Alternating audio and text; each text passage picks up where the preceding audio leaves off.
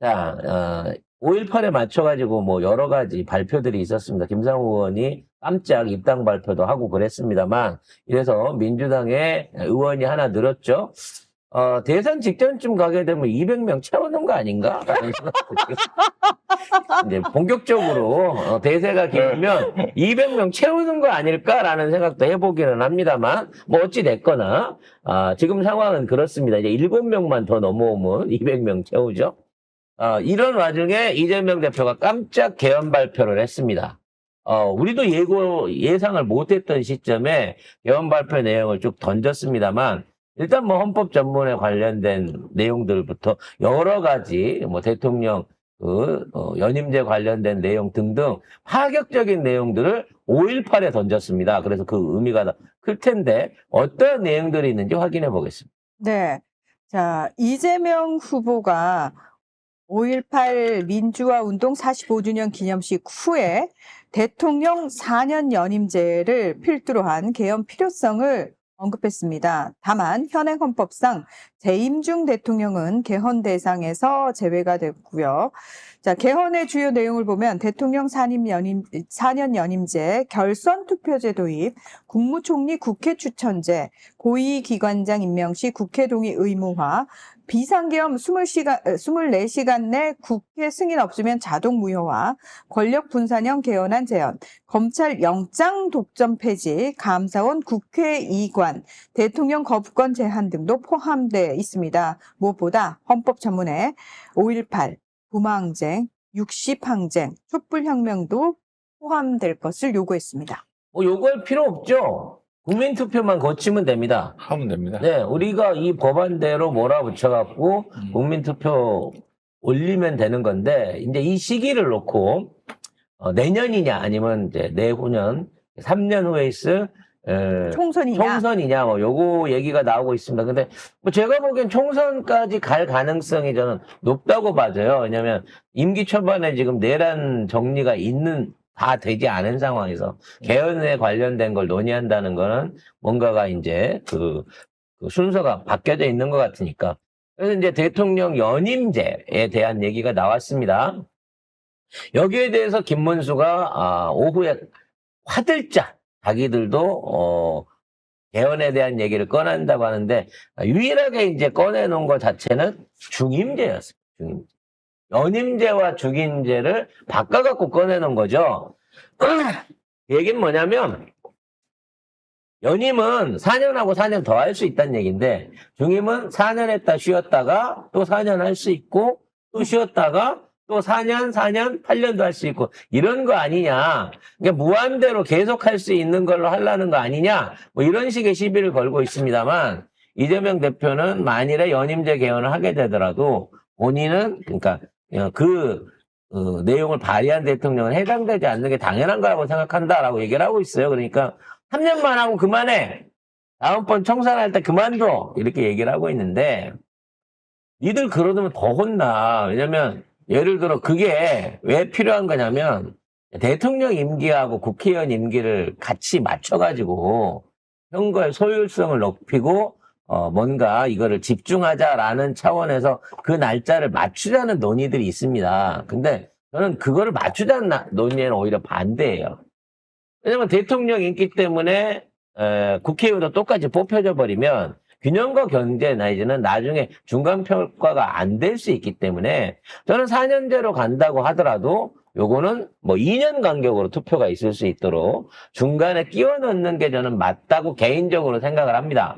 근데 문제는 이거를 하기 위해서 이재명 대표한테 임기를 단축을 시켜라. 2년을 단축을 시켜라라는 요구는 의미가 없다는 거죠. 왜? 그렇게 왜? 그러니까 왜 그래야 돼? 아니 그럴 거면 국회의원 선거를 나중에 2년으로 임기를 땡겨갖고 하면 되는 거지. 왜 대통령 임기만 일방적으로 단축을 시켜야 되는데? 그래서 이런 논의들 자체를 하고 있는 것 그럼 자체가 단축하고 이재명 대표도 이제 넣는 걸로 할까? 중임제? 그럼 단축으로 하고 그러면 4년 중임제 더하기. 나가게 해볼까? 그러면 자칫하면 니들 11년 겪는다? 물론 우리야 좋겠지만, 네.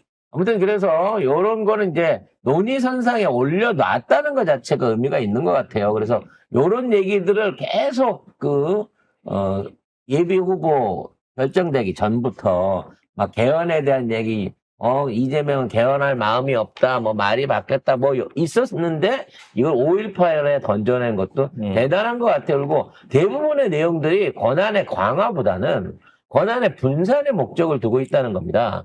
대표적인 게 일단은 결선투표제 도입입니다.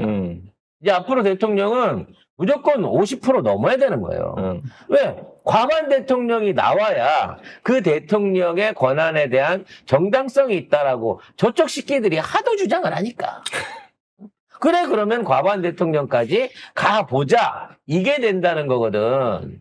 그러면 나중에 지금 이 정치 지형이 지금 보통 이제 양당 구도로 잘 안 끝나고 3자, 4자로 진행이 되는 경우가 쭉 생길 건데, 결선 투표에 가서 이기려면 무조건 중도층을 끌어안을 수 있는 어떤 포용력과 어떤 실용성이 담보가 돼야 된다는 얘기지. 니들은 절대 그걸 갖출 수가 없어요.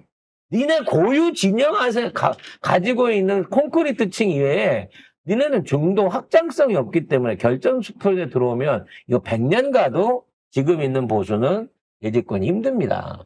그런데다가 국무총리도 국회에서 하고 감사원도 국회 이하로 두고 그 이외에 비상계엄도 사전에 국회한테 동의 못 얻으면 24시간 이내에 동의 못 얻으면 무효시켜야 되는 거기 때문에 이러면 사실은 계엄을 할 수 있는 권한을 국회와 양분에 가질 수밖에 없다는 거야. 근데 김문수는 계엄에 대해서 제대로 사과를 하지도 않았고 내란을 일으킨 윤석열과 결별하지도 않았는데 헌법을 얘기한다는 것 자체가 어불성설인 거예요. 본인이 헌법을 위헌한 정당의 소속 대표이기 때문에 이런 자가 무슨 앞으로 되지도 않겠지만 앞으로 있을 개헌 제안 안에서 깽판을 치려고 드는 것 자체가 의미가 없는 짓거리인 거예요. 이건 대선 끝나고 순대집이나 하세요.